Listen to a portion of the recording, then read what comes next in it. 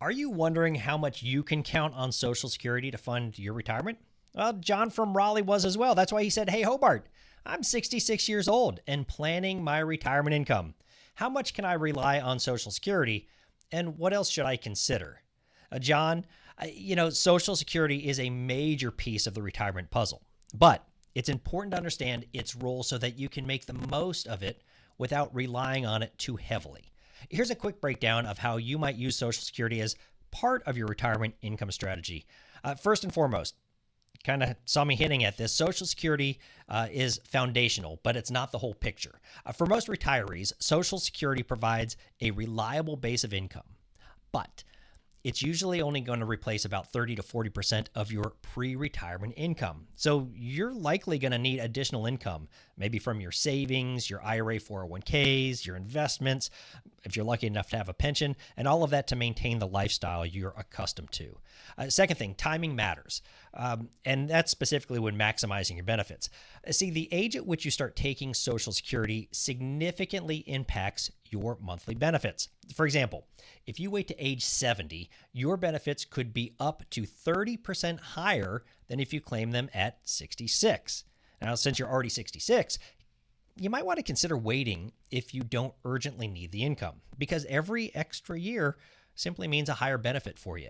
Third thing to consider, understand what your break-even age is. If you're thinking about delaying Social Security, like we just talked about, look at your break-even age. This is the point at which the higher benefits from delaying surpass the total benefits you would have received if you had started earlier. This can help you decide whether waiting makes sense based upon your health, lifestyle, as well as different financial needs you might have. A fourth thing to keep in mind, coordinating with other income sources. You see, it's crucial to think about Social Security as just one of your income sources. If you've got savings or maybe other investments, you might want to let them continue to grow while living on Social Security first. Or you could also do vice versa. That oftentimes depends on your tax situation or market conditions. Fifth thing to keep in mind, taxes on Social Security. Yes, Social Security can be taxable if you've got other significant income sources like pensions, distributions from your IRAs or 401ks. Good news, you're from North Carolina. So Social Security benefits are exempt from state taxes, but federal taxes may apply based upon your combined income. So planning withdrawals from other accounts can really help you minimize taxes and keep more of your benefits in your pocket. So what's the key takeaway?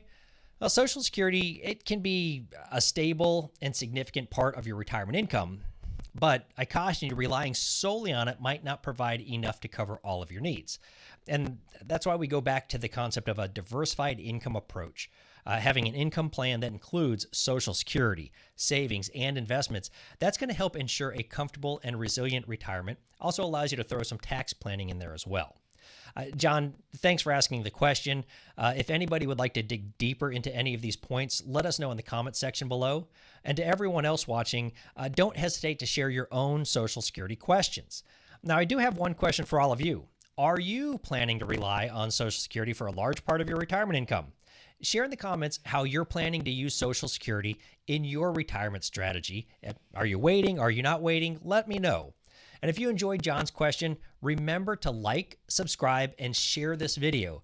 And let us know what retirement questions are on your mind. We're here to make your retirement planning a lot easier and a bit more secure.